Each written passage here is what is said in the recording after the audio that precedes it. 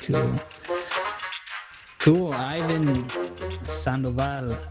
Actually, how do you prefer to pronounce your name? Is it Ivan?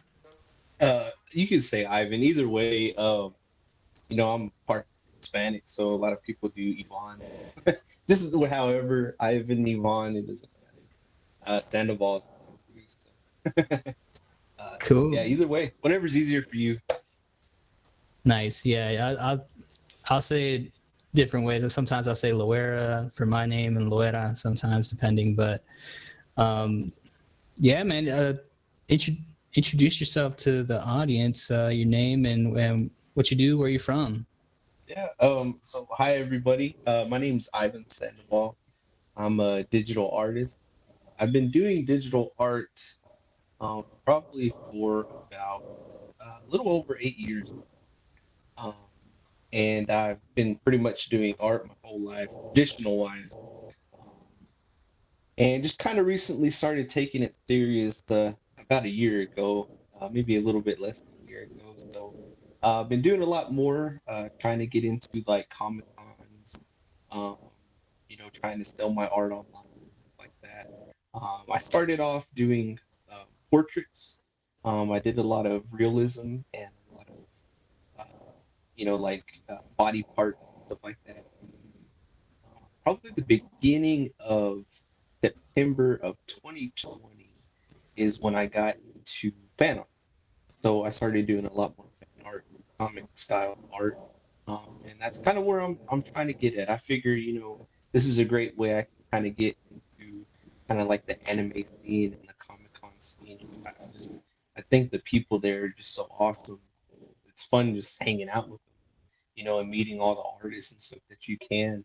Um, and that's kind of my goal, just trying to get into more shows right now, trying to spread my art through social media and things like that. So it's been fun. It's been a fun experience, kind of dabbling in it from, you know, I started digital art on my phone.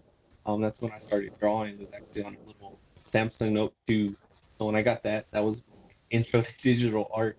And finally upgraded to an iPad now. But yeah, I mean, it's been a fun experience, learning all the little tips and tricks to do a digital art, coming from traditional to digital, and then now just like focusing on digital is kind of like my thing. We'll see where it goes from there, but I'm in a good place at this right now. I'm happy with And yeah, I mean, your art is really cool. I've been following you for a minute on Instagram, and it's the first time, actually talking in person, face to face outside of, Clubhouse and stuff. But like going back to your background, where are you living now and where are you from? Oh yeah, I'm actually from West Texas. I'm in the West Texas area, kind of right smack dab in the middle of oil field country. So, um, I've been here my whole life. I was born and raised in Odessa, Texas, and yeah, I've hardly ever traveled. So this is like the only area that I really know. Um, but yeah, man, I've been here. I love it. Besides art, I work in the oil field and stuff. So, it's there's not much where I'm at. It's like a big desert. But Yeah. you know, uh, there's still opportunities around here. If you want to get in like the oil field or the medical field. But other than that, man, it's pretty dry, so to Literally speak. dry because it's the desert. Yeah. No, that's cool, man. Yeah, it's I've been out to Amarillo area a couple times, and Oh, it's okay. I mean, I also lived in Houston for 5 years, and it's just like Houston's flat, concrete, blah. Oh, yeah. Out there, you got some hills, you got some vegetation, some wildlife. It's pretty nice. Yeah, yeah. Where I'm at, it's flat completely. Yeah, we Oh, have zero hills. I think all the trees around here were man planted, so we got a lot of mesquite bushes and weeds, and that's about it. there you go. There you go. So, did your parents work in the oil fields too, or how did they end up out there? Actually, my dad is from Brady, Texas, Okay. and my mom is here. But I don't know. I never really asked the history about that. Like, where did they come from? But I know we have like a lot of Native American blood, so I think we kind of just moved from the south up a little bit, kind of just settled here. Because we have a lot of Apache blood in us, but in this area, I think most of them are Comanches. So I don't know how that happened.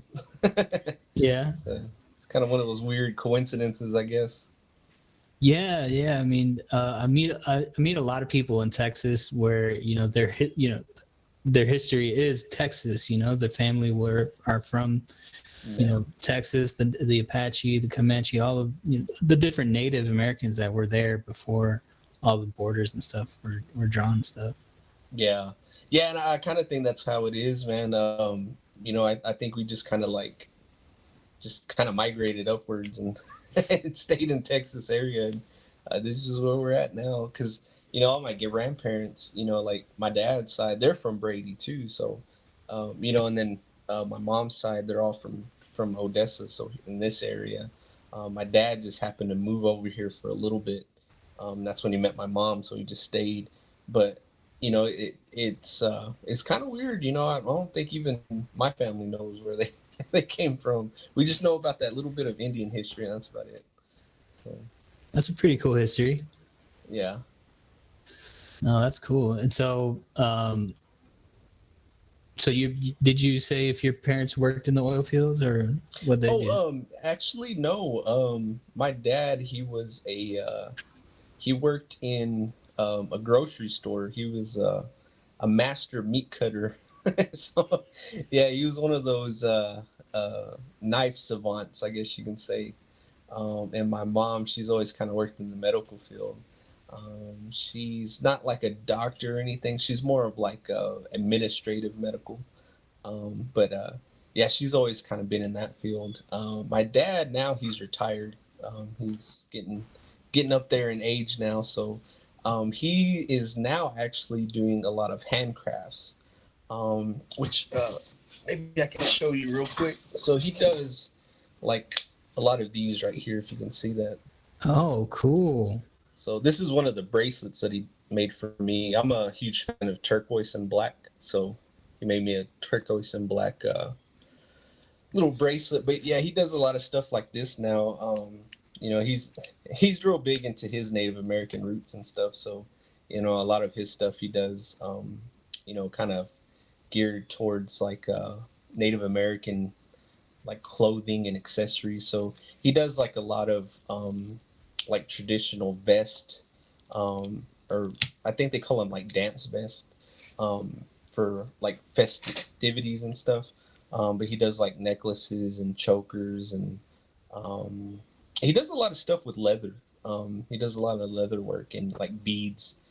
He loves doing that stuff. He actually even knows how to.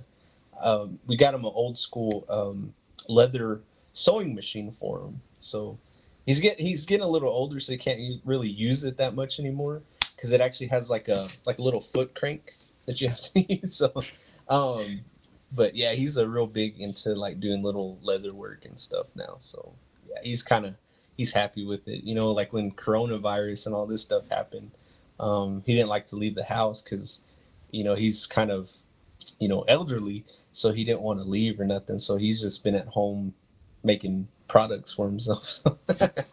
So I've never seen him sell any, but he has like a drawer and stuff full of all this stuff, and he just kind of gives them away to all the grandkids and family and stuff. So but he enjoys it.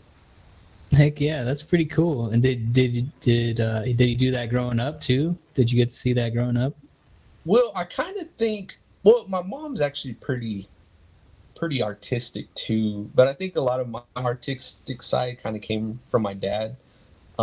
He's just always been good with his hands. That's why I was saying he's like a master meat cutter. Like I don't know, it's just something about if it has to do with your hands, like woodwork or welding or like leather work, anything you have to build with your hands, he's good at. And I think that kind of like passed on to me because I'm kind of the same way. Like I love doing like woodwork myself. In my job in the oil field, I work at a welding shop for a fabrication equipment production place. So, we build a lot of equipment that gets used in the oil field. So that's kind of like my thing. I like working with my hands and getting dirty and stuff. And I think drawing is kind of like my my idle hand type thing. It like keeps my hands busy. so so yeah, I kind of think, I don't think he really did it a lot when he was a kid. He was just always like, he was one of those old school guys that he just loved to work, So, he was pretty tired like when he would get home and stuff.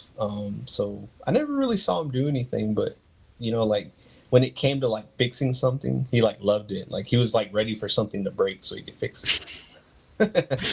Yeah. I feel like I feel like I have a similar experience. My dad loves to, like, he'll make little lamps out of like little pieces of brass, and like he made one of those where it looks like a little person and the head's a light bulb, or he'll like weld, these little sculptures and then turn them into lamps, and it's very very similar. He likes to work with his hands, and I feel like that passed down. In a slightly different way to me. Yeah. Yeah. Yeah. Well, see, I kind of think like the handworking, it's like a skill, but whatever you apply it to, it kind of like you can do stuff with it. Like with drawing, it's kind of like an imaginative thing also. So, I think that's kind of like another side of it, which I think I kind of get that from my mom. She's got a lot of brains. So, but yeah, I think, like if you keep your hands busy, if you're good at working with your hands, like no matter what you do, if it's drawing, like I said, or cooking, I think you'll be good at it. Yeah, it's all creative. It's all creative outlets. And so, do you have any siblings or anything that passed down, that kind of thing passed down to too? Well, I have an older half sister, and an older half brother, and this is why I think kind of like my drawing kind of also came from my dad, because my older half brother, he used to draw a little bit, but he kind of like didn't like do. He would do it every once in a while. He was kind of like how I was. Like I would do it every once in a while, just like as a kid, and doodle and. But he was actually pretty talented. He just kind of never really like took it anywhere. And then my full brother, he was kind of the same way. Like he would draw every once in a while too, but like he never took it anywhere. It kind of just it wasn't their thing. My sister, she joined the military, or I'm sorry, yeah, she joined the military, and she kind of stayed for. I think maybe she did like an 8-year run, and then she ended up moving to South Carolina. So I don't really get to see her a lot. I've gone and visit her, every so often, and we talk all the time on the phone. And then my half brother, my older half brother, he's like my dad. Like he just loves to work. So he's one of those people. He just likes to work all the time, and he's happy to work like 18 hours a day and never come home. Um, and then my full brother, he is like a big gamer. So that's where he took his skills. He loves playing games and stuff. And I kind of was like that too for a while. But I kind of quit playing games that much. But man, he's a huge gamer. He's kind of like me, like in the nerd area. Like he loves collecting Legos and stuff. So, but yeah, I just call him a gamer because that's really all he does. But yeah, man, that's all I grew up with. I have a sister and two brothers. Nice. So was that how was it growing up in West Texas? Like what was that like? Well, like where I'm from, I was kind of raised like on the kind of like the poorer side of town. Um, well, kind of like on the edge of it, I guess you can call it. It's kind of weird how they have the town split up. I was actually lived right next to one of the high schools.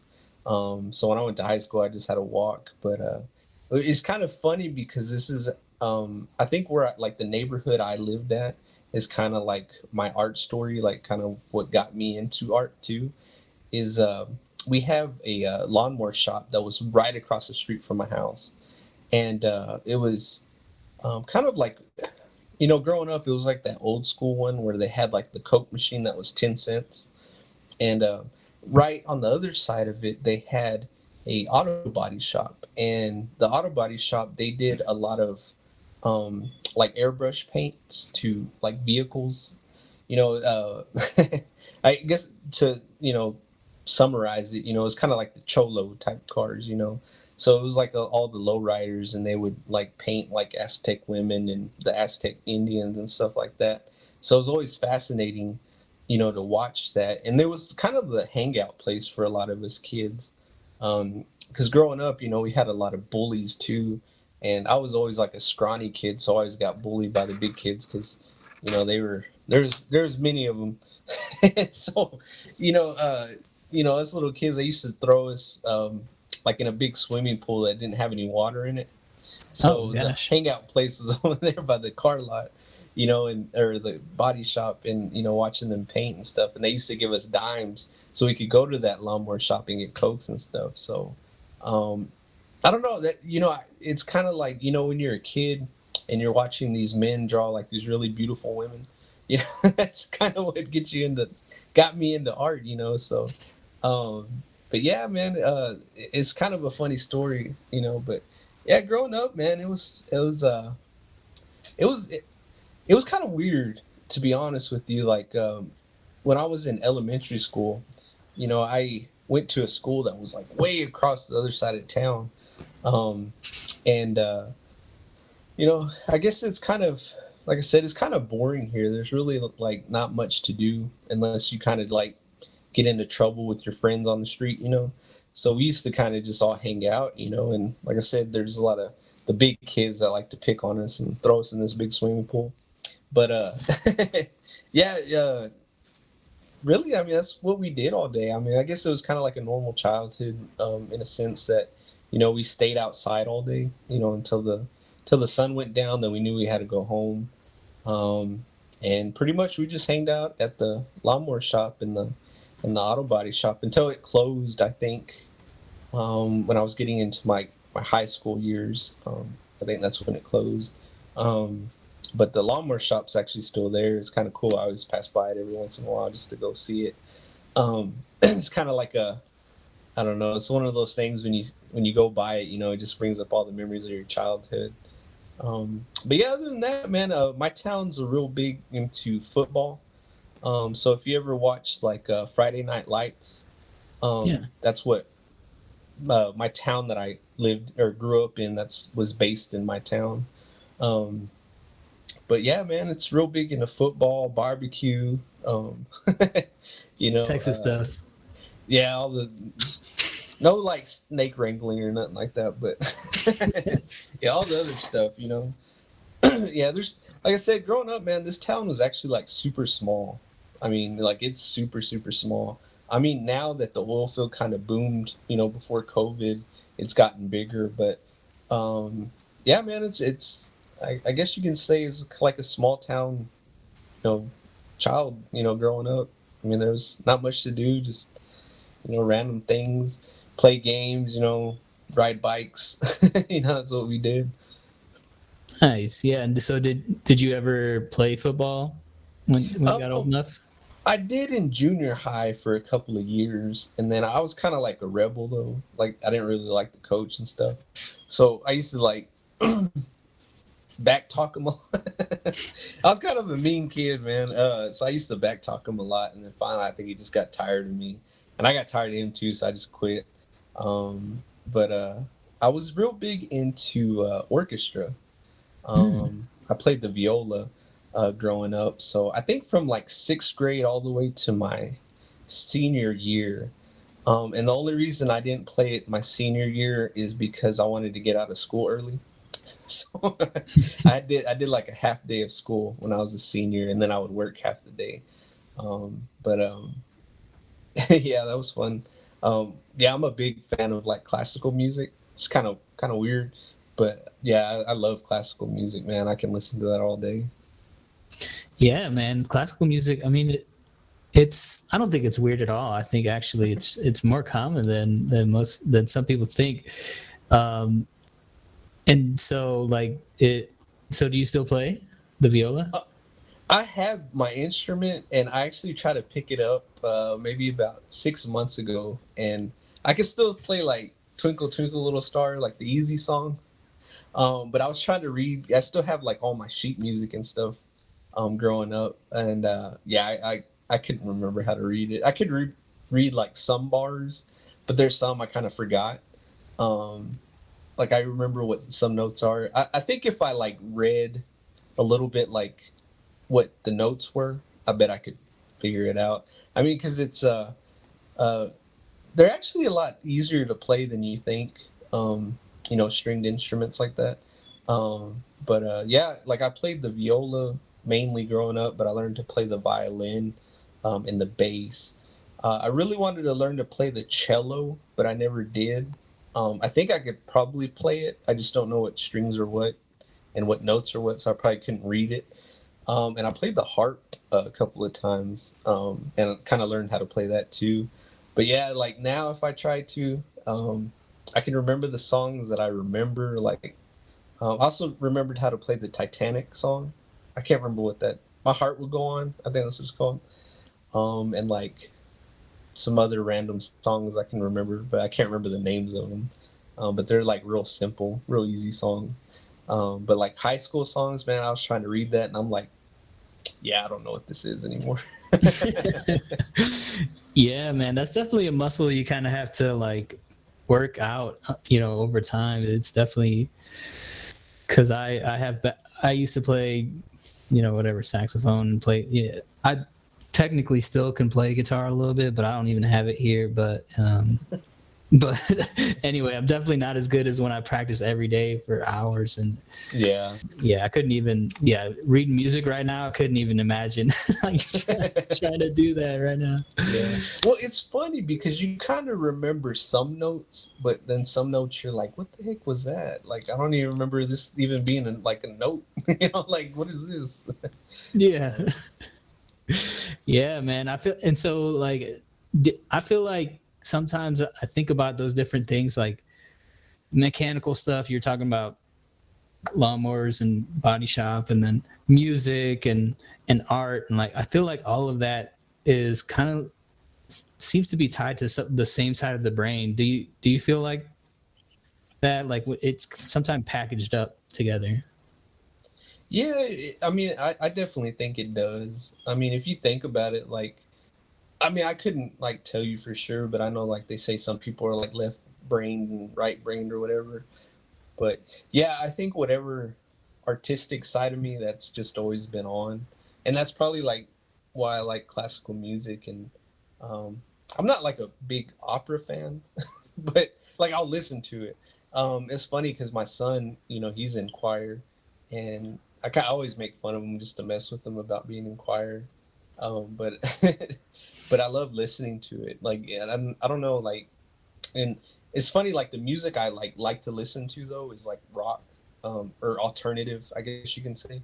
But for some reason, like classical music, it's always kind of been one of those things I can go to for like easy vibes, or like if I'm trying to like calm my mind or something like that.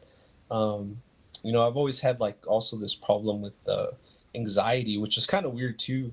That didn't start happening until like I was in mid high school, and for some reason like something clicked in my head, and like when I was around like large crowds and stuff, like right now I'm fine because it's like just one on one talking, but when it's like say if we're talking like on Clubhouse and I see like there's more than 10 people in there, like I freak out.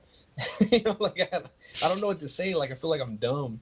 Like everything slows down, and like my mind though is like racing like really fast. Like it's kind of an awkward feeling. I don't know if you've ever experienced anxiety. I'm sure other people have, but like Yeah. it feels like you're going in slow motion, but your brain is like super fast.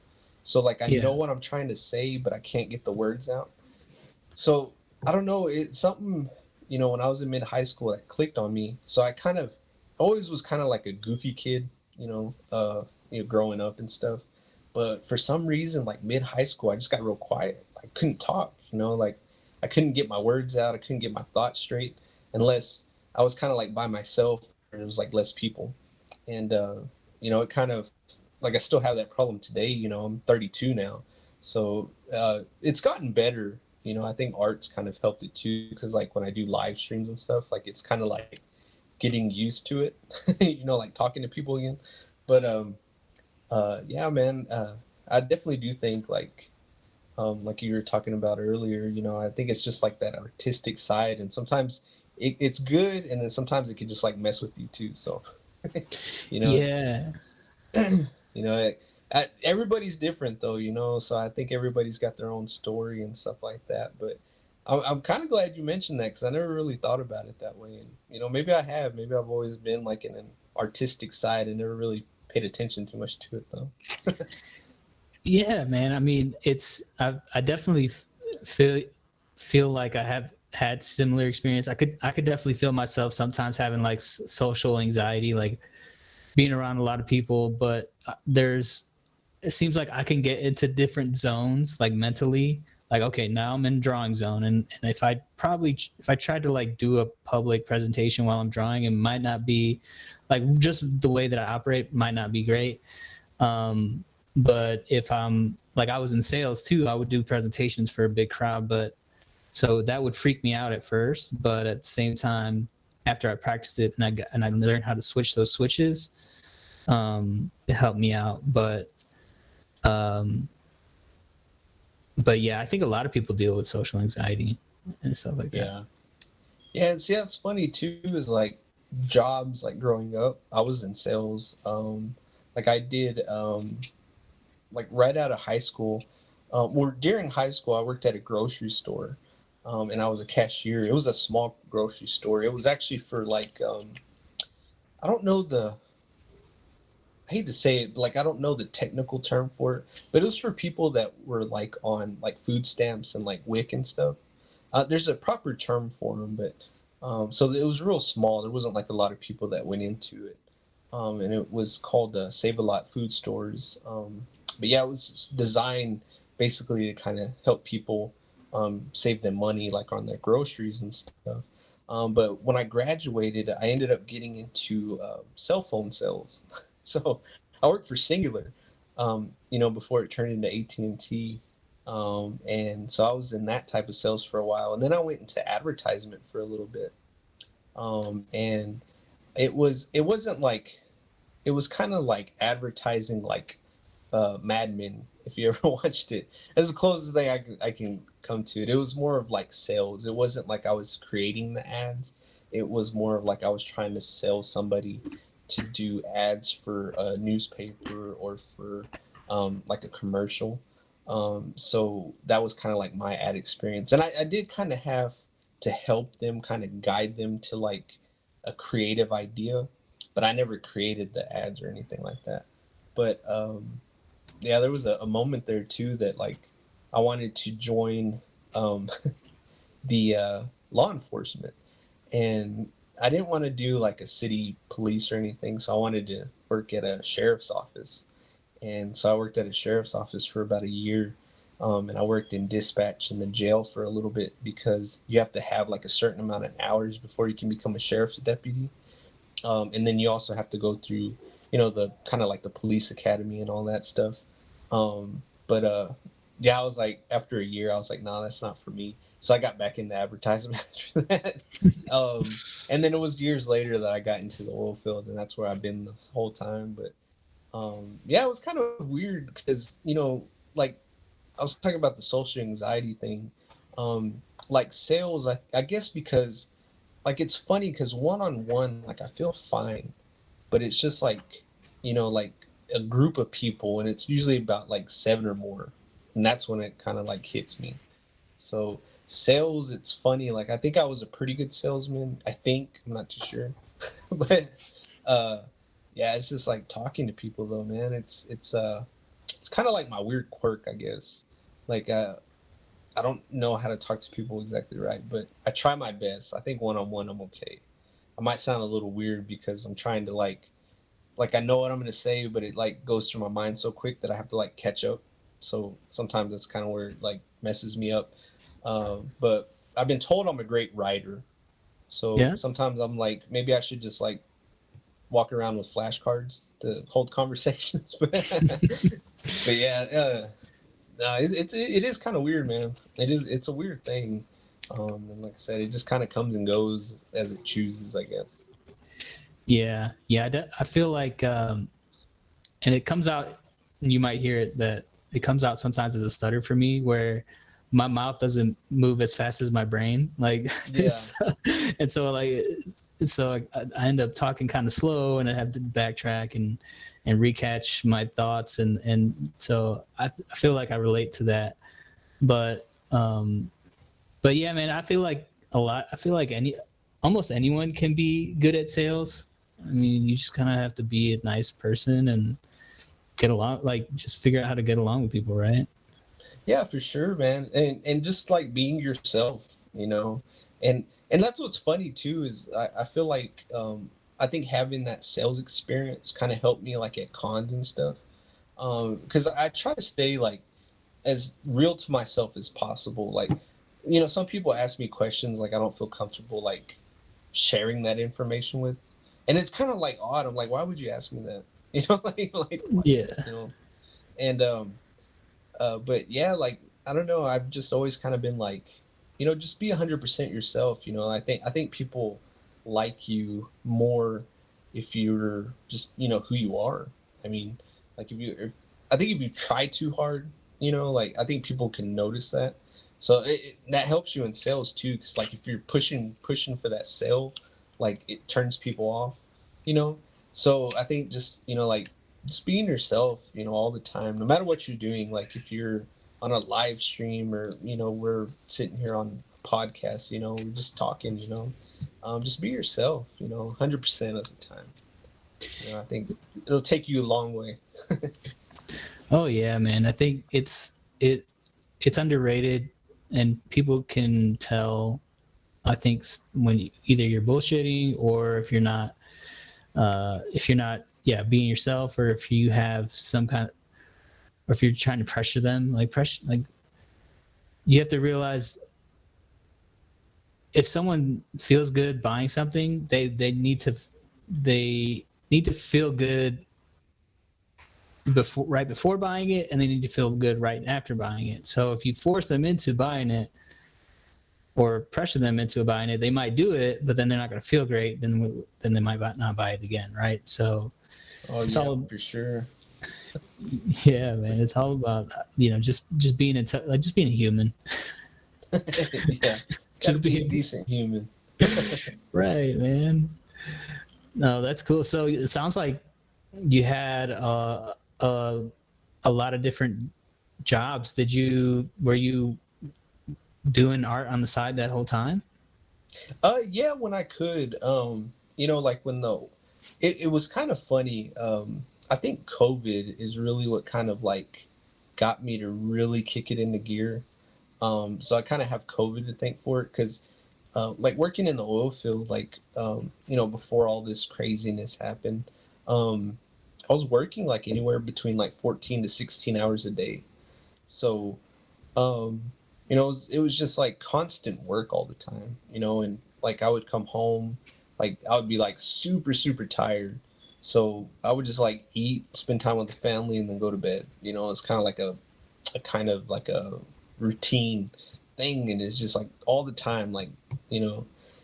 But then everything happened. Oil field kind of slowed down. People weren't traveling, so our oil reserves weren't being used. So a lot of people weren't pumping and like producing oil anymore. So everything kind of like went to like a standstill. So we lost hours and stuff like that. So it just gave me a lot of free time. So, so I was like, you know what, I'm gonna try this. So I started drawing more on my phone, and then I was like watching all these YouTube videos of people using Procreate on an iPad, and I was like, I want that. So I went ahead and got it, and I love it. I haven't gotten anything else yet,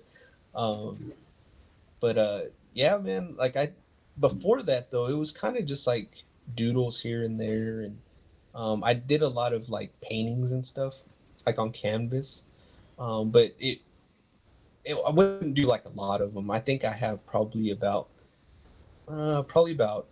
from age 20 to now, I probably have like about like 40 pieces, I think.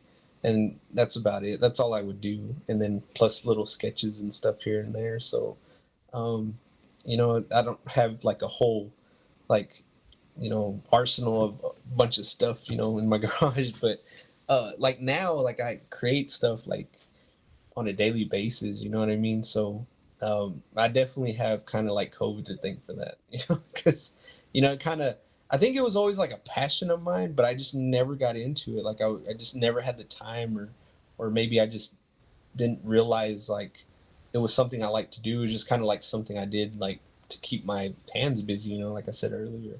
But now it's kind of like, I love it. Like I think about it, like it's kind of like a food craving, or like I don't know, it's just like a need.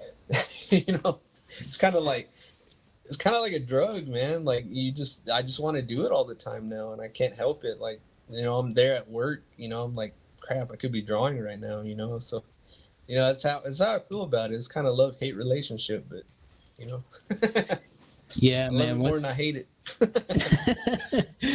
Yeah, man. It becomes you, the word addiction has a negative connotation, but I can definitely relate in that. Yeah, I got to a point where it's like, yeah, like this is something I'm gonna have to do a lot. Yeah. So you're saying that, so COVID kind of set it off. So when did you start? I guess when was it that you started practicing on your phone to draw? Um, I keep saying 8 years ago, but it might have been longer than that. I have to look it up, but I was as soon as the Samsung Note 2 came out, that's when I started my art career. And I keep forgetting to to look back when it came out. Because and the reason that I got into that is because it was like one of those phones that had a stylus with it. It was built into it. And the real big thing that they were pushing was an app called Pinup. And a lot of people probably know this, but Autodesk Sketchbook.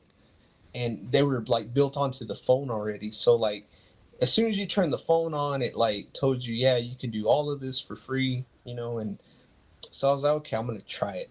And so I just pulled out the pen and started doodling one day. And then I got to the point where like at the time my kids were real little, and we used to go to like my daughter's like, or I'm sorry, my son's like football games and stuff like that. And like they would have like track meets and stuff.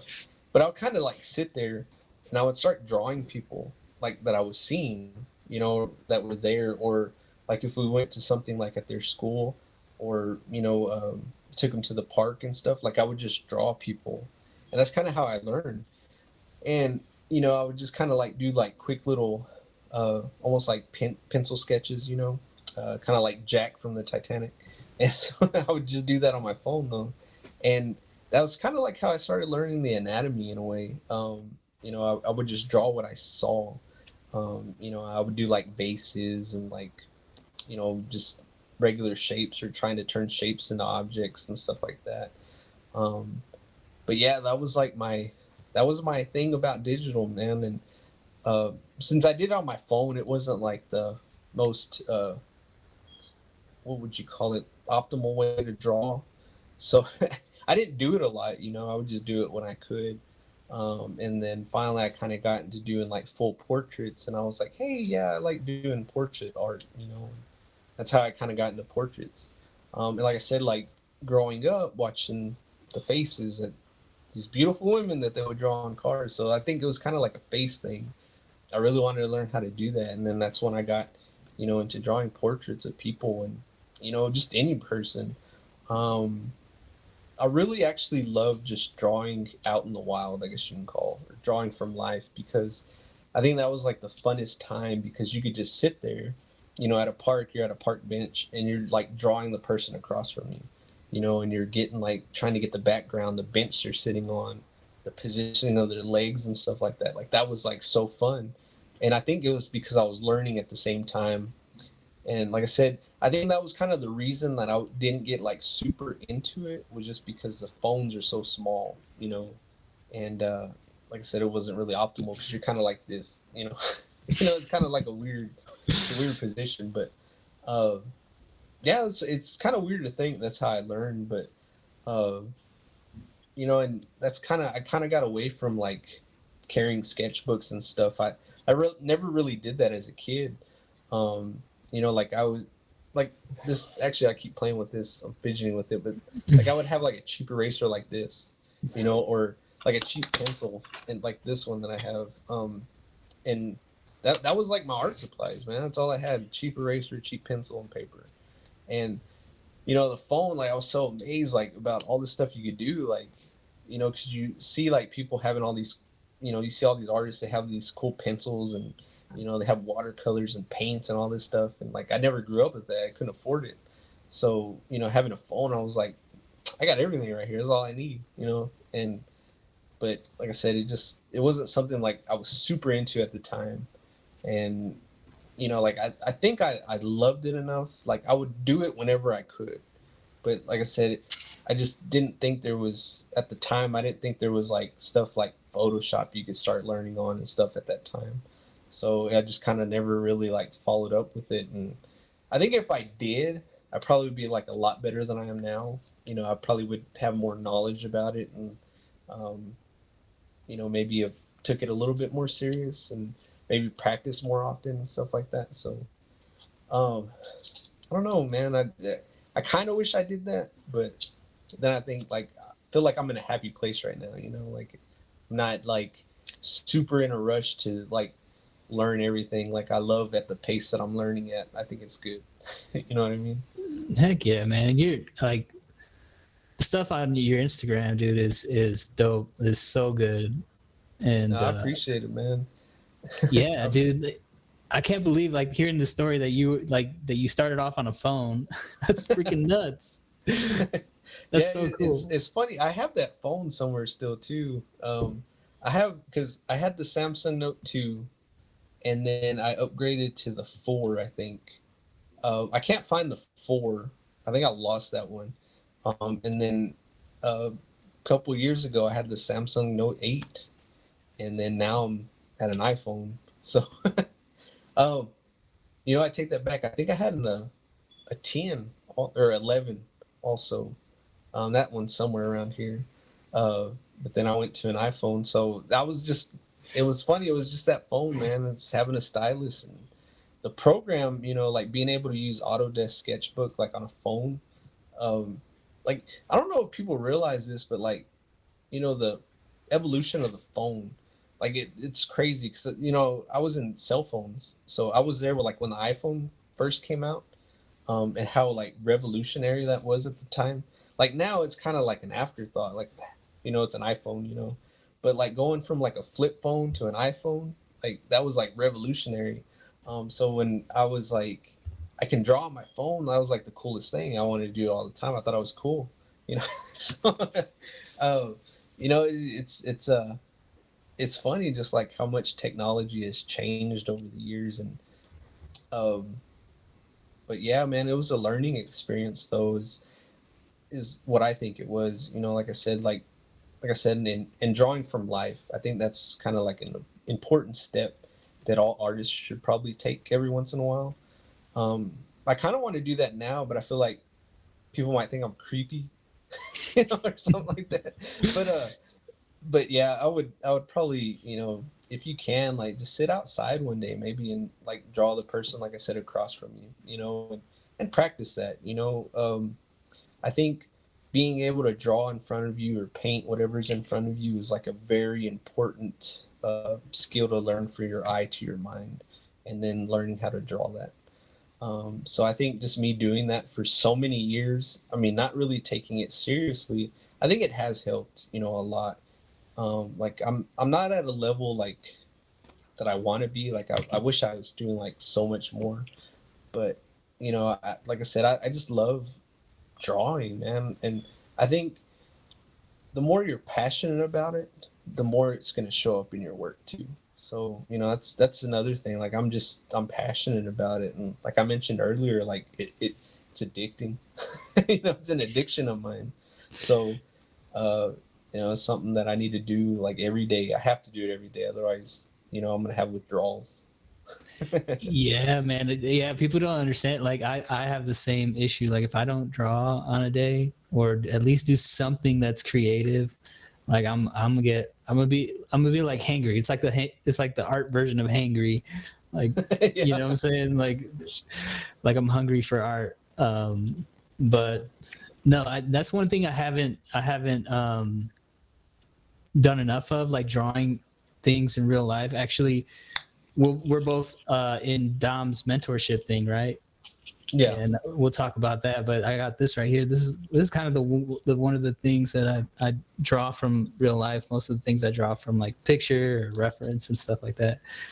But people don't realize, like you're talking about the cheap pencil, cheap eraser, cheap paper. Like you can do some cool stuff with cheap materials, but there is a limitation, and people Yeah. don't realize how expensive it can be to get the right materials. And was that like a limitation growing up? Is that kind of why you didn't decide to go into it after school? Um, I think so. Because I think like I only knew so much, and I didn't like go to like art classes or anything like that. Like I didn't know any better, I guess you can say.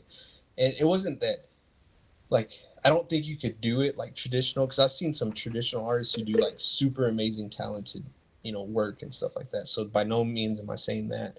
I think it was just my knowledge of art at the time. Like I didn't know any better, and it was just because I wasn't like going to classes and so I was saying like I wish like I had known that when I was a kid. Like the stuff I know now, like I wish I knew as a kid. And that's why I think like live streaming is so important, especially for like younger audiences and stuff, and like having artists like talk to the younger art audience is because like I wish I had those type of opportunities as a kid.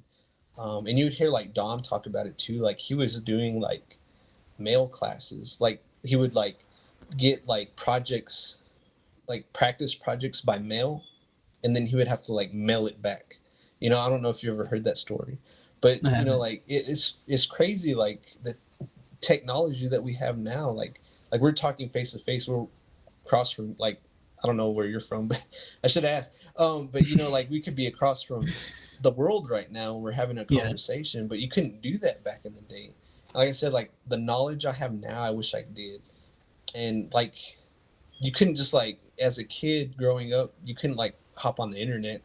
If you did, you had dial up and it took forever. So so like just didn't learn this stuff.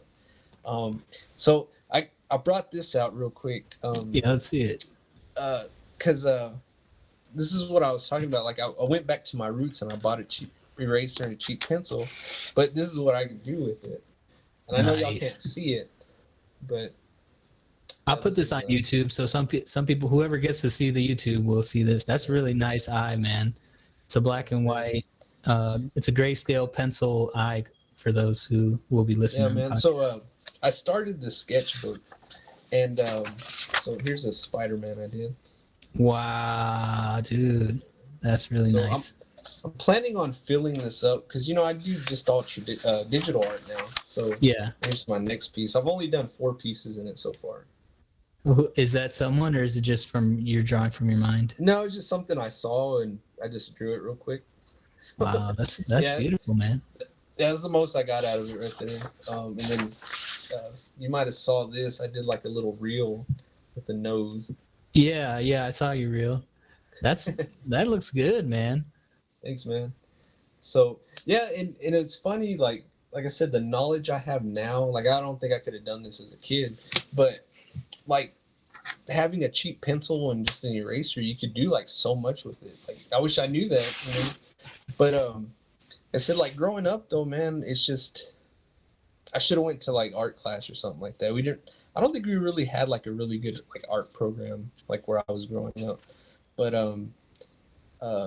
yeah, and I just think it's important, like if you're like not sure what to do, I mean, just anything, just like sketch on a piece of paper. And there's so much you could do with just a pen and pencil and eraser. It doesn't have to be super. I mean, this is like a 50 or 30-cent eraser. I bought a pack of these. They call them like the best pencils in the world, but they're like, what are these? These are just basic pencils. They're HB, just like a number 2 pencil. That's all it is, and that's all you need. I mean, you don't have to be all fancy. The reason I like doing digital is, like I said, you have more that you can do with it, without having to like buy a whole bunch of stuff. But I like just drawing anything, so that's the reason I kind of got this sketchbook, is because all I do is digital right now, like on social media and stuff like that. So I told myself, you know what, I'm gonna grab this 80-page sketchbook and I'm gonna fill it, all 80 pages. I can't do front and back because like it gets all grainy and stuff on the page, but Yeah. so it'll have 80 pieces of original artwork that's done traditionally, from somebody that's a digital artist. Like I just wanted to be like, hey, I can do both, but I don't anymore. I wish I did. I kind of want to get back into painting, but I just can't. I can't do it. I don't know. I feel like I'm just not at that point. Like I don't want to get out of my digital learning experience that I'm doing right now. So I feel like I'm gonna forget stuff. Yeah, man. It's like, first off, I think that's really cool. That's a really cool idea to like fill up the whole sketchbook. I think I want to do that now. Like I'm gonna copy you, and I'm gonna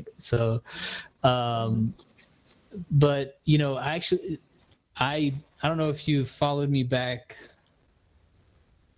long enough before, but mostly before I got into digital, I was doing mostly colored pencil and marker. Yeah. Yeah, and so like I ended up investing in some not pretty nice colored pencils, pretty nice marker, pretty nice like Bristol paper, because you need like the nice smooth paper to do that kind of stuff on. But before I had bought all that, I had just used just colored pencils from just a 24 pack of from the art store, and you could do a lot, but there's what you were saying about digital, how it opens up this world that you can do. You're essentially opened up to all the media that you would have to buy. Like you would have to go and buy the paint, you'd have to go and buy the markers for the underlayer, you have to buy the pencil for the texture, and so by investing in this one iPad, or for me it was a computer, like you can have access to all those different types and do that digitally, and you don't have to buy all this material that's sitting around taking up space. Yeah, exactly. And also you have every color in the world, if you think about it that way too. I was talking about that because one of my friends, he's real big into like Copic markers, and I was actually making fun of him because he was trying to like have a certain green, but he didn't have it. And I was like, look, I have this green right here. And there's something that you have to think about too, is like especially like for people that use like different mediums, you might want to try like watercolors one day. But you have to buy everything for the watercolors. You might want to try Copic markers, but those can get kind of expensive, especially like color range. Like you can have like 1,000 colors, and they're like what, $8 a pen. So like that's $8,000 right there. You know what I mean? Just in colors. So when you have an iPad digital, you have everything you need, and you can do watercolor. I'm sure you can get brushes that act like Copics, stuff like that. I kind of use like something that, because I'm in painting, so I use kind of brushes that are similar to like painting and blend like paint. So that's kind of like how I do my digital work. But there's so many different ways you can do it, and you have every color on the spectrum. You can kind of edit your shapes if you mess up. There's little things you can do. But that's kind of why like I started the sketchbook too, is because I was getting to that mindset, like I can fix stuff if I mess up. So I'm like, I'm gonna prove I can draw a nose. Um, you know, and and I think it's kind of a cool idea too. Like just showing like, hey, I could do more than just digital work, because that's all I'm posting on social media. But and there's like, I'm a fan of like all types of arts. Like I used to love watching Bob Ross growing up. When I was growing up, we had like 4 channels, and he came on like every day, like at 3 or something like that. I can't remember what time. So that would be the show I watched when I got home from school. And and yeah, man, he's what got me into like painting. I love doing paints. I like kind of like the real messy looks. And you kind of see that in some of my earlier works. I kind of was a little bit more messy. Now I'm kind of like in the mindset of too much perfection, I think. And so it's like taking me away from my roots. So I'm trying to get back to messy. So I kind of redid a drawing. My last one, I did Asta from Black Clover. And I didn't like how I did it. It was like, I think I was getting like too perfect into it. And like it started, like I was fixing little things, and in the end product it just looked bad. So I like kind of redid it, and now it looks pretty cool. But like that's the thing about digital, is like you can fix stuff, and like sometimes I think as artists we kind of try to overcorrect ourselves, like perfectionism. And so yeah, just watch that. If you're getting into digital, just kind of be careful. Don't get too perfect. Yeah, because then it's like, what's the point? Like, if you're making a copy of a picture, like you might as well just copy like. Yeah, exactly. I feel so. Yeah, I feel what you're saying, because you can definitely. I've definitely been there where it's like, okay, now this is too, like, it needs a little bit of a rougher edge. So just a little bit of me in there, so that people can know that I did it. Yeah, exactly. That's the best way to put it. You gotta keep yourself in there. Don't try to like go off your reference too much. Just like just have fun with it. Like, Yeah. it's gonna look cool in the end. So just do whatever. Yeah, man. It's kind of like it's kind of like finding your style. You don't really have a style when you start, although there's something there that is part of you, like that resonates with you. But as you refine your skills, sometimes you go too far the other way, and then you have to like, okay, what am I going to bring back from where I started to where I am now? Because exactly. And it's funny because I kind of noticed this too, is like I think as like traditional artists trying to get into digital and stuff, like as a traditional artist you already have like, say you've done it for like years or whatever, and you're like really good at it. Like you've already kind of figured out your traditional style. But when you go to digital, it's a little bit different, because like shading is completely different. Like you can't shade like you can with a pencil. So like that was kind of the hard thing. And I tell people all the time, like I still have trouble with my line work, because I'm used to using like a pencil to shade, and like I shade a little bit while I do my line work. And it's kind of hard to do that like on digital, because it's like such a hard edge. You kind of have to like blend it a little bit, and it's like completely different. It's not like putting your finger down and like rubbing it. So there's little techniques like you got to learn going from traditional to digital. But as I was saying, like if you have that moment that you're in there, like you're fixing to get into digital, you're really into it, just practice and practice, man. Your style's gonna come to you eventually.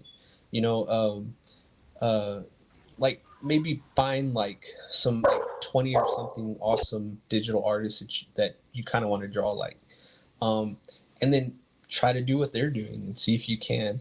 Eventually you're going to develop your style, and and then you're going to be consistent drawing exactly the same. You'll get your flow, because it is a lot different. And I don't think people like kind of realize like digital art is actually pretty hard.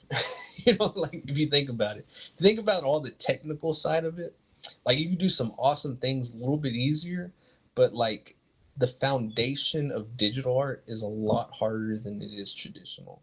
Like the line work, it's just like I said, it's like I don't know, it like goes over my head all the time. So I'm constantly trying to improve that, and like make it look better. Like, cause I see like these awesome digital artists and they can like do line work like super fast. Like they just like move like this and like have it done. And I'm like, yeah, I can't do that.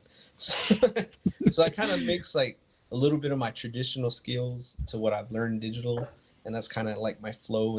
But that developed my style on digital. So just keep at it, practice. I think finding yourself is like the best part of art. Like once you find it, then it's kind of like it's, I don't know, like muscle memory, like you just have that same workflow, and then you just kind of like in a relaxing space, like every time you draw on them. It's weird, but just practice and practice, man. Don't give up on it. So if you're traditional going into digital, please don't give up on it. Just keep going. Keep going. I promise you're gonna make some awesome stuff. Oh yeah, definitely, man. Yeah, people don't. I don't know if people think about how much time and work and effort and like bad pieces like an artist has to go through to get good. Like some people are like, how do I learn? Or like, oh, I tried drawing once and I sucked. And well, of course you sucked. Everyone sucks when they first start, like, and people, people give up just because someone tells them they suck or whatever. But it's, Yeah. First off, anyone can get better, and second off, you're gonna need to love this shit to do it, to get good, because it takes a lot of time. Yeah, it really does, man. And like I love looking at your work too. And it's just crazy. Like sometimes I look like even at your work and I look at other people's work and I think like, man, I wonder how much time this took. Because I think like when you're at a show or something, like you sell your artwork, a lot of people are like, that's digital. You probably like did that on a computer or something. Like, no, I did it on this pad, and like I had a real pencil, in my hand and stuff like that. So I think, for a while, like when digital art was kind of like first developing, that's how people saw it. I think it's getting a little bit easier now. Like people are realizing like it takes a long time. It's not like a skill that like you could just pick up one day, without like maybe of drawing traditionally before. I'm not saying that you can go straight into digital, but I'm sure there's people that have done it or have done it. But like I don't know, it's just I think it's cool, like just being able to like do that in front of people and like showing them like, hey, this takes me like literally like days to do this. Yeah.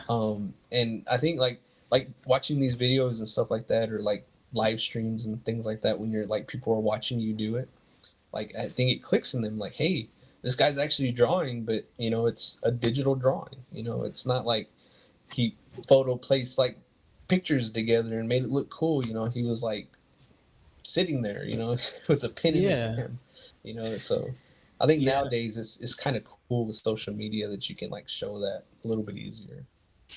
Heck yeah. And two, like programs like the one you use, Procreate and Photoshop, they're not I mean, Procreate's really user friendly and has a great user experience and user interface, so it's easier than other ones, but it's still really, there's still a lot to learn Yeah. for that tool. Like a like a welder. You could technically pick up a welder and go and weld something, but you stand next to a seasoned, skilled welder. He's going to show you how to he's going to use it in a much different way, much better way than the other Yeah. person. So like this is these tools are not, they're not easy to learn all the time. So Yeah. that in and of itself. Yeah, exactly. And that's kind of what I was talking to. Like, even though I've been doing it for probably, I'm gonna say more than 8 years, but I used to do like paint, like more realism. So I would just use paint. I wouldn't like draw any line work. So now that I'm getting into fan art, like I'm barely learning how to do line work for like anime style, and like it's like I said, it's like so hard, and it's funny like you would think like, hey, you've been drawing your whole life, you should be able to do that easy. But it's different, and it doesn't like just click with you, like, because I'm used to doing stuff certain ways, and then when you're trying to do it, like I said, I just kind of started like in September, so I haven't like had like too much practice with it. So I a lot of times like from my sketch to the final, I end up like erasing a lot of the line work because like I kind of the way I paint it, it almost looks like a painted picture, but I leave some of it in so it looks like a comic, or like an anime style. But like I wish I could get so much better where I can just leave it and like it blends so well, like other artists can do. I can't do it that way, you know. It's crazy, just like how good you can get on something over time. But like, I think if you think you're the best already, then you're not learning anymore. Like I constantly have questions. I constantly still need help. Like it's not um, like I said, I don't think I'm at a point where like I'm super happy with my artwork yet. Like I want to get so much better. So like I end up hating any work that I've done. Like I like the last one I did, and then I hate everything else. And then I draw something else, and then I hate that one that I liked. And then I like the new one. So like I don't know. I just like I constantly want to keep improving, and I think that's the addicting side too. Like I just constantly want to draw so I can get better. Like I want to be able to draw like um shoot, his name just slipped my mind. Um, Like Dom? well, I would love to draw like Dom, but I'm afraid to beat him. No, uh, no, I like yeah, like Dom, man. I would love to like draw like him, and like because if you like study his pieces, like there's so much movement in everything that he does. It's crazy. Like from his line work to his colors, like that's like so much like artistic, I don't know, inspiration right there. Because like I said, like every little thing, like if he draws a rock, like just study one of his pieces if y'all ever Yeah. see it. But if he draws like a rock, like there's so much movement inside of that rock that it's like ridiculous. And then from afar, it looks like almost real, but it's like in a comic book style. So it's like very bright and beautiful looking. But like when you're like zoomed in, like studying it, like it's crazy, just like how much he puts into each piece. And then he does it like super fast. He'd be like, oh yeah, that took me like 15 hours. Like that would have took me like 3 years. Like I'm like, God dang. Yeah, I would love to draw like that, man. It's he's super super talented. So y'all check out Dominic Glover, man. He's awesome, awesome artist.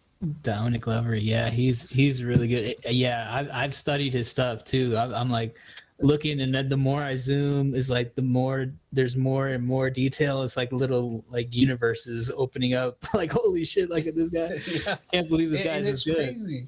And I guess as an artist, we might probably can like see that a little bit more. But like if I was just like a random person like buying his piece, it just looks like awesomeness. But like I was studying, I think last month I got his one of his Venom. I think that's the one I got. So I was studying that like crazy, man. And it was like looking at like the slobber coming off of Venom's teeth, to like the tooth itself, to like the black symbiote. Like it was crazy, man. It was like you said, like it was like the Marvel universe on Men in Black. You Yeah. know, and then, like you open it up and then there's a giant in there like stomping on something smaller. Like it is crazy, man. It's ridiculous. Like, and is that's the digital side too. Is like you can do so much, but you got to constantly be learning something new too, and like practice, practice, practice, man. That's all I got to say about it. Because Mhm. like I'm got an itch right now. Like I want to draw just talking about Yeah, man. Yeah, dude. Same. that. I guess, yeah, we'll tie it up here soon. But I guess what drove you to finally like sign up for like this mentorship and like different? Have you done other like programs like classes online or anything like that? No, man. He is actually the first thing I've ever had for like art schooling or anything like that. Like everything is pretty much, I don't like to call it like self-taught. I was like YouTube taught. Like I learned all of my anatomy and stuff from watching like Proco videos and stuff like that. Um, Now when I joined Dominic's mentorship program, I think he was on a live stream with another artist called Alex Tripp, and they were talking about the mentorship program. This was like when they first um, when he first started it, like I think the beginning of February of last year, 2020. I think he might have started it maybe a little bit before that, but I think I started his mentorship in February and of 2020, and that's when I joined. And I was more interested in like the business side and kind of like where to take it, because I was like I was saying, like I kind of wanted to like get really into it, and at that same time I was still doing portraits and stuff. So being in that mentorship program, that's what got me into doing fan art and stuff, because that's what everybody was doing in there, you know. So I was like, man, I want to keep up with these guys, you know. But uh yeah, man, and I don't know, just listening to him talk about like his artwork, and that was the first time I ever saw him. And I have no idea like how I ran into that stream. It was just like by coincidence. I was just looking at art stuff and like it popped up or something, or maybe it was one of his images and I clicked on it and he was just happened to be live at the time.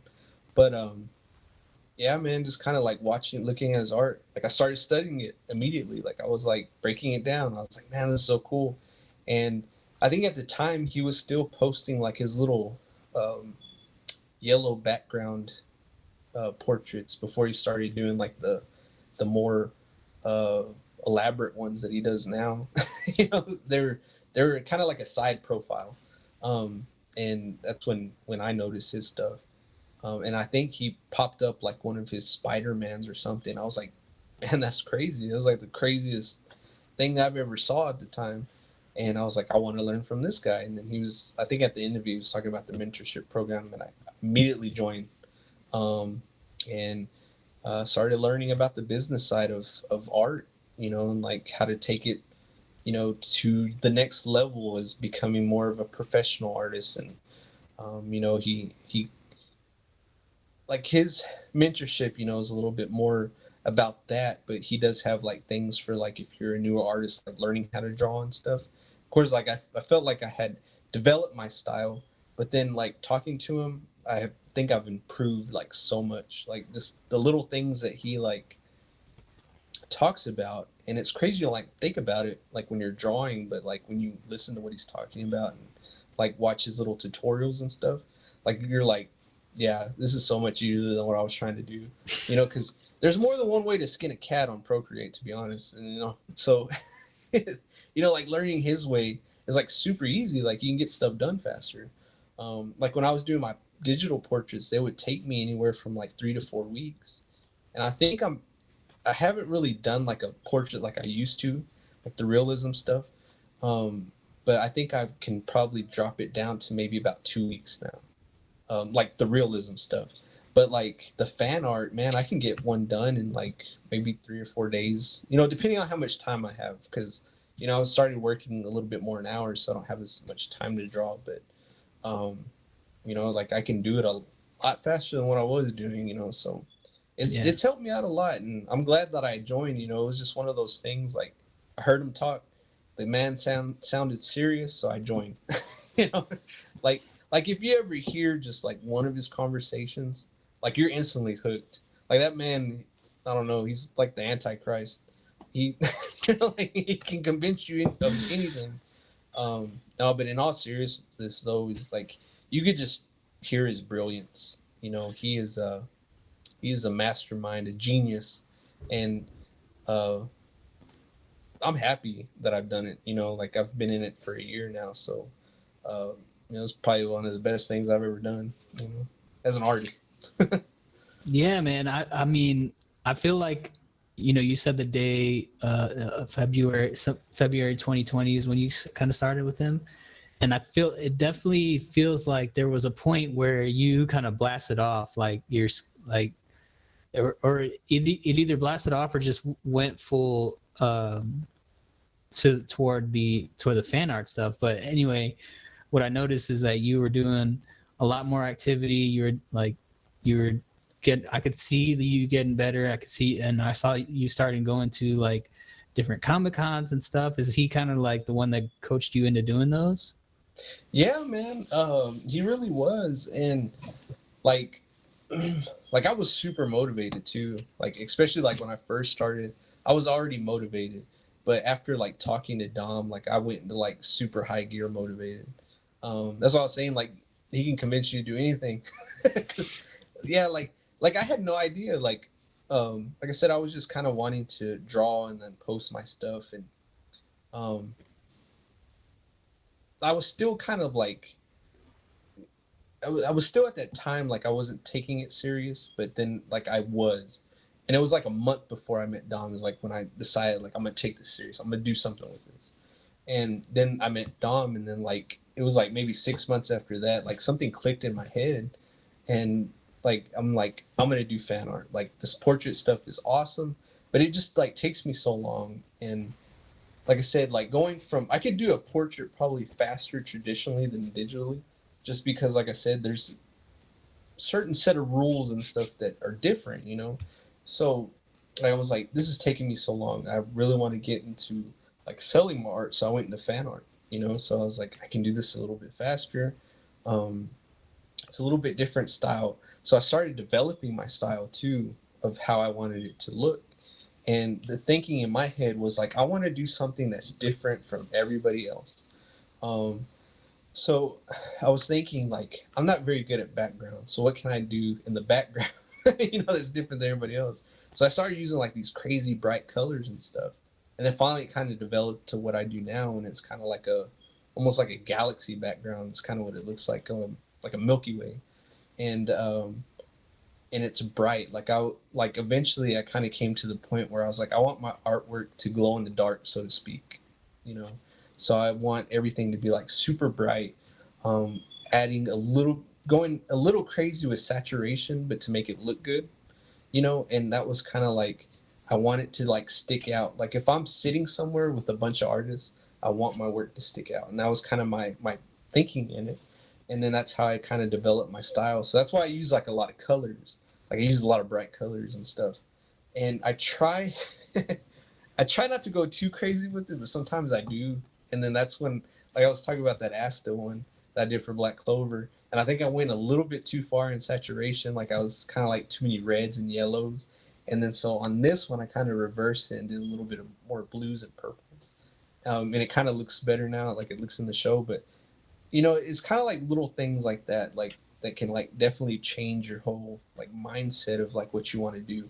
And like I said, like developing your style is kind of like the funnest part, you know. And then like getting people to see it is like now the new goal, you know. But it's I don't know, like I was like, man, I want to kind of differentiate myself a little bit from everybody else. And so like when somebody sees my work, I want them to be like, hey, that's an Ivan Sandoval piece, you know. Maybe not right now, but like in the future, you know. So, Yeah, you know, I kind man. of thought about this, and he was the one that kind of got me thinking that like I would love to draw exactly like how Dom draws, but then I was thinking like that's not 100% me, you know. Like I Yeah, need to develop my own style, but I'm right. taking the stuff that he teaches it and applying it to how I would do it. So, you know, I think once you kind of get that clicked in your head, don't think about like drawing like somebody else. Think about using what they taught you to better what you're already doing, you know. And so for there was a while like I suck as an artist because you look at Dom's, you know, or somebody else's that's in that mentorship, and you're like, I'm a horrible artist, man. And, but yeah, I just started like taking little bits of ideas from here, and you know, this other person and this other person, and I still do that. Like if I hear like you say something that I like, I'm probably gonna use that like in something, or you know, try that like a little skill, or maybe something I never thought about, like maybe how bounce light is different. You know, it's like little things like that. You just pick them up and then just try it, apply it. And the only way you do is apply it every time until you get like good at it, because you're gonna have to practice a certain set of skills. So just keep doing it, man, and or you know, anybody that's watching, just keep doing it, and you know, try something different. You know, maybe just little tweaks here and there to maybe add a little bit more you in there. You know, like everybody doesn't draw the same type of noses. Maybe your noses are a little bit more square or rounder, but some little things like that can always like make your style unique, you know. Or like I said, like with my backgrounds, I'm a horrible background artist, so I just came up with my own little thing, and now I don't even do backgrounds. I just do like a little color splash, you know. So uh, I do need to practice that, but it's kind of like my way of like making it mine, you know, because I'm taking something I'm not good at, but I turn it into something that, hey, I'm good at doing this, you know. So Yeah, it's man. little Yeah. things like that. Yeah, I struggle with backgrounds too, man. I I'll do something similar to you. I'll put a little splash in the background, or sometimes I'll draw a background. It'll just be a garbage background, and it's just like a whatever shitty background. But you know what you're saying is like taking things that or teaching, you know, people are teaching you. It's kind of like that saying. I think it was Picasso or something, like good artists copy, great artists steal. And what he means is like great artists will steal one little technique from one artist, and he'll take another little technique from another artist, and so on and so forth. They'll learn from all these different artists and take their a little thing that they like, and then create their own style and their own version of art. So that's definitely good advice for people learning. Yeah, yeah, exactly. I mean, because you might like how, say, trying to think, maybe you like how Dom colors, but then you like how maybe I do backgrounds, or maybe you like how somebody else does their noses or hair, you know, and then start combining that, and you'll develop your style. Because it's funny because like I have trouble drawing ears. I hate ears and I hate hands. So if you ever notice, like I usually cover up ears or I cover up hands, like some weird way. and and that's just because like I try to do it, but it don't work out. So I just kind of like do something weird to cover it up, or like put something in front of it. But but like if I find something, like I practice how different people do hands until I'm like, this is how I'm doing it. So I'm looking at how other artists are drawing hands, and I'm trying to find something that's easy for me to do, and then I'm going to combine that with the rest of my stuff in my style. So then, you know, eventually that's going to be part of my style once I can find something that's easy. And that's kind of like a thing, like sometimes when you're drawing, it's like a certain feeling, like it feels like, oh, it's clicking like in your head, like, oh, this is oh yeah, this is easy, I can do this, you know. And then you keep doing it, then adding your style to it, and then like it like changes, and then everything kind of clicks. Like I used to have trouble drawing hair for a long time, and then I saw a couple of artists that kind of do like this weird shading style hair, and then I kind of copied that for a while. I'm like, oh, this is easy, I can do this. And then I started adding a little bit more color to it, and keeping like the fundamental of it, but then changing the outcome a little bit. You know, like I would add a little bit more color, or maybe a little bit more curl to certain strands. Like I made it a little different, you know. So then that became like my style of how I draw hair now. So, you know, it's like little things you can do like that. Like just find like a body part you're having trouble with, finding somebody that can do it like super easy, and then try it. And if you don't like it, then try somebody else's style or somebody else's version. And once you combine it all together, you're gonna have like an awesome, you know, art piece. So Yeah, man. No, that's cool. And it's cool to hear, because that's definitely I see your stuff getting better and better all the time. and I'm trying to get better and better all the time, and I'm in the I'm doing more like technique stuff with Dom. Like we're doing like shading stuff, and but I guess we haven't. It's just to talk a little bit more about. I guess not to talk more about it, to just to define it. But Dom has a Patreon. You sign up for this Patreon, $15 a month, and you get to sign up for mentorship calls with him, and stuff like that. And what you said earlier is that that you mostly are learning business from him. So how's the business of your art been doing since then? it's actually done quite well. I mean, because if you, I mean, I wouldn't say like it's like where I want it to be at, but you know, like I would have no idea like where to start. So he kind of like gave me a direction, and like I took it. And then if I ran into a problem, I would ask him, or like if I thought of something, I would ask him.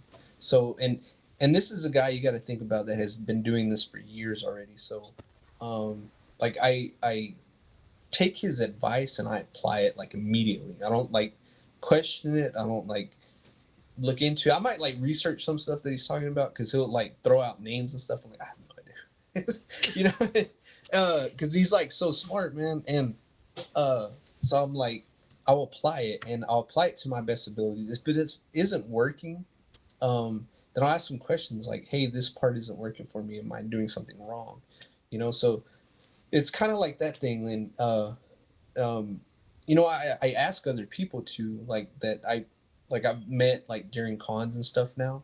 So there's other artists that have kind of been doing the same thing. So now I'm asking them also, like in like kind of like taking two and two and like putting them together. So but it's kind of like that same technique when you're drawing. You're learning from multiple people, but like I've followed him pretty much to a T on everything, and like it's slowly picking up, and you just got to apply to what he's teaching. And sometimes, like I said, it's kind of hit and miss because he'll say something, but I do it completely wrong. So, it's kind of like that thing. Sometimes you have to ask questions or take notes and stuff like that, because you may not understand it. Like I started creating a website, and I started asking him questions a little bit before I started doing that, and then I built it. And then when I had problems with it, I asked him like, "Hey, what do you think of this, this, and this?" And then like I would ask him like, "How should I do like ads and stuff?" It's kind of like where I'm getting into now. Is like my mind thinking like I think I kind of need to do ads to like stretch my reach out on social media. But then I'm thinking like maybe I should spend more time on this platform than this other one for a little bit and see how that goes too. So like I kind of think about a lot of stuff like in between, so I have something prepared to ask him because like I know he's gonna know the answer. So um, yeah, it's kind of like trial and error too. Like maybe try something and then ask him, or you know, but yeah, don't be afraid to ask him because he's there as your mentor. So if you ever have a question or maybe need help, schedule a call with him. And, like he'll sit there and talk to you, about it and give you what he's done in the past and what's worked for him and what's working better for him now. So uh, and and sometimes things don't always work 100% for you like they did for him. So sometimes he'll help you kind of tweak it too. So it's so like taking all of his advice and everything that he's done, I think it's kind of helped me develop myself as a business and then kind of like rolling it into a brand. But like I'm not rushing anything, because like I have the itch, like I want to get there, but I know realistically like there's so much stuff I want to learn so I don't get into trouble in the future. If that makes sense. So like I'm Yeah. super happy to be like where I'm at, slowly learning everything I can and like just developing all this information and just like sucking up all the knowledge. So I think that's like the best part of it, because like I feel like I may have rushed like the business part a little bit, but like I'm kind of happy, like I said, like where I'm at, because now I'm like kind of seeing the benefit of it. And it was like a hard climb. I mean, it wasn't like easy. Like I didn't set up a business and like got sales immediately. Like I'm having to work at it and stuff, and like promote, like on different social medias and stuff. And like I've kind of been like stuck on Instagram, but I'm trying to like diversify a little bit and like maybe get into like TikTok and like Facebook and stuff. But like I don't think I have a face for it. But I would love to like kind of like do a little bit more and maybe like um do like a lot of fun things, like not like kind of pertain to art, but still like is me. Like I feel like maybe as a person, I think people want to see you as who you are too. Like in my mindset, I was like, man, people want to see your work, your artwork. But people will buy your art because it's good, but they will buy part of you because they love you, if that makes sense. So I think like just showing who you are to people, like especially at shows and stuff, this is kind of something that Dom taught me, is that like like and we kind of mentioned this too, like when you're in sales, like you are selling them something, but you're selling them an experience with you, and then they get this piece of artwork on top of that.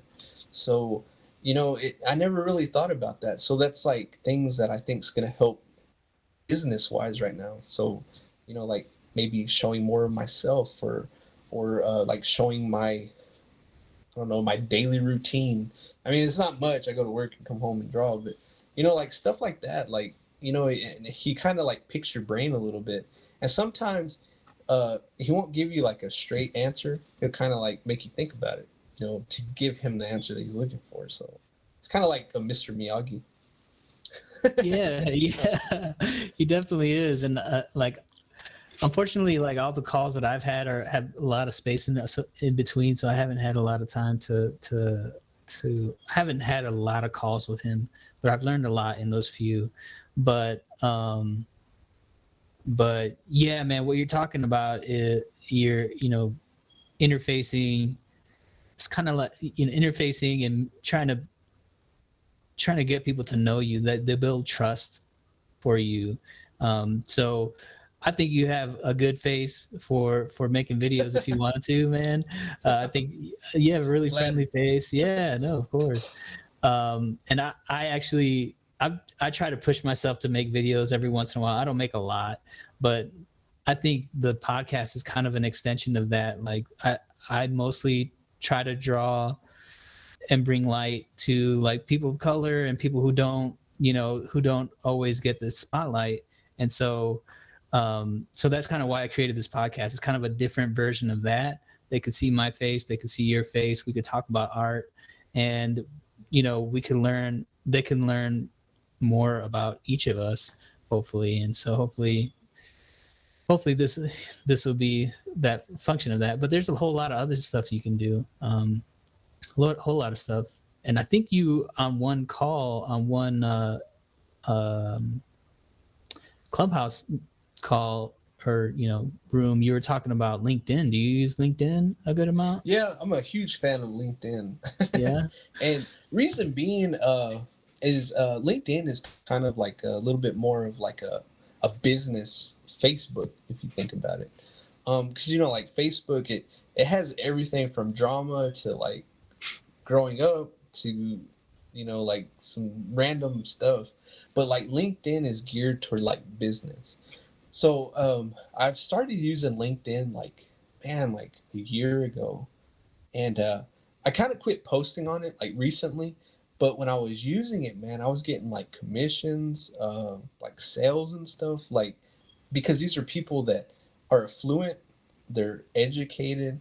Um, like right now, I kind of slowed down a little bit because a lot of it are like people are looking for jobs and stuff. But like at the time, like before all the craziness, there was like people just wanting to like get to know who you are as a business too. So um, yeah, it's definitely like a great social media style to get into, because there are like a lot of people that like are in the industry of like art. So like there's a lot of like, if you're a traditional artist and you want to get in a gallery, there's a lot of galleries in there. People that run the galleries, the people that work in the galleries. There's a lot of comic artists, comic book artists, people like Ross Ritchie, who owns Boom Comics. Like there's a lot of those type of people that are in LinkedIn, and they're looking for people. So it's not like like on Instagram, like to me Instagram's kind of like it's the glamour side of everything. LinkedIn is the business part. So you know so I'm trying to split my time between the two, but I'm also trying to get like, I should probably use Facebook more because there's another crowd of people that just use Facebook. Not everybody uses Instagram, but like I noticed like a lot of people are a little bit more willing to talk to you on LinkedIn than they probably would want to talk to you on Instagram. Because if you think about it, like Instagram is kind of like, there's teenagers in there. There's people that just are like asking crazy questions, like, I don't want to answer that message. So hey, I find you on LinkedIn. It's geared towards business. You're not gonna have like bots on LinkedIn. I don't. I've never had one, but I'm sure there probably are some in there. But like, there it's like, I don't know. It's kind of like I feel like it might be like an untapped part of social media that people probably should use more.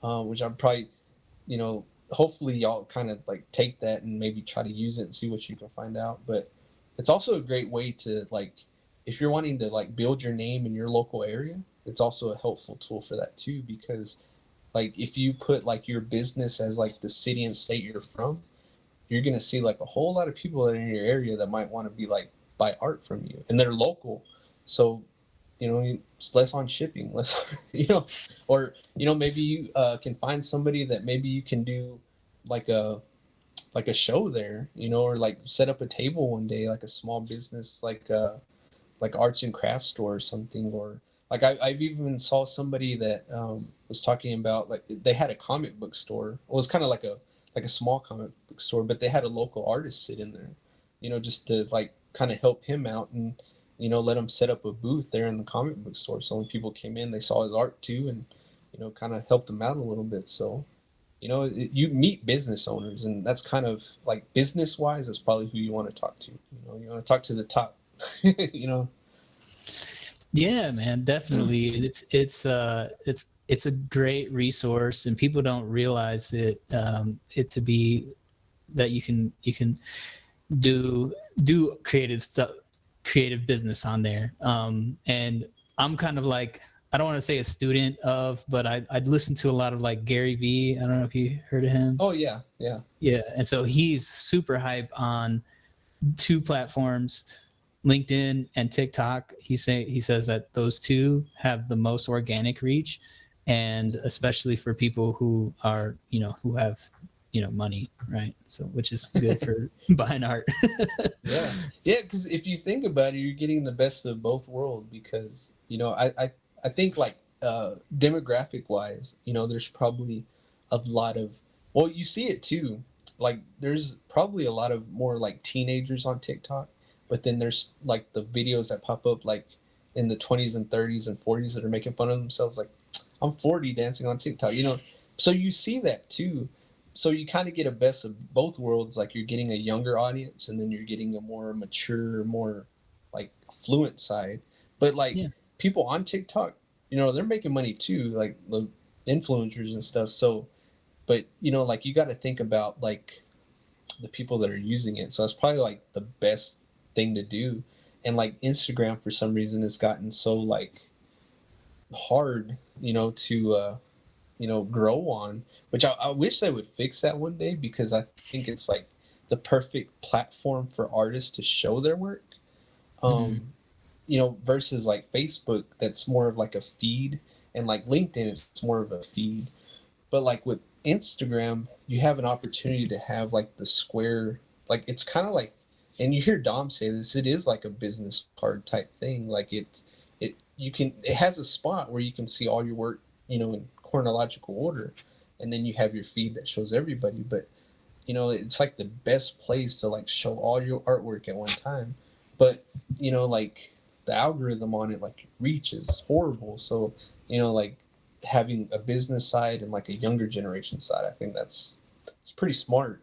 To be honest with you, I like that. I never thought about that, and I haven't used TikTok too much, but I think I have like 3 videos on there. But I don't know, I might do some dancing one day and put those on there too. And TikTok's, I got on TikTok I think a year ago, and it was like really good at first, and it's kind of slowing down now. So as far as like organic, and I guess you could look at it at one way where it's like you could practice posting on there just to learn it, but then also, even though they're younger, they're gonna grow up, so one day they might be looking to buy art, and they've been following you for years or whatever. Yeah, I think about that all the time. I mean, there's always every year there's a generation of 18-year-olds that are getting a job. So, or 16 or whatever, year you're starting. So you kind of got to think about that too, man. That's pretty smart. And I actually told my son about that the other day. Like, there's always a new generation, starting to work. So, and you're right. If you make a young fan, and they follow you for years, heck, they could probably be like multimillionaires, and then, they like hire you for something. You never know, Yeah, it really could be anything.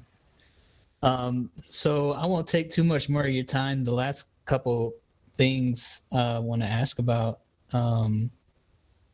First off, what do you see your art, what do you see your future in art being? Do you want to do it full time one day, or do you want to just keep your job and keep it on the side?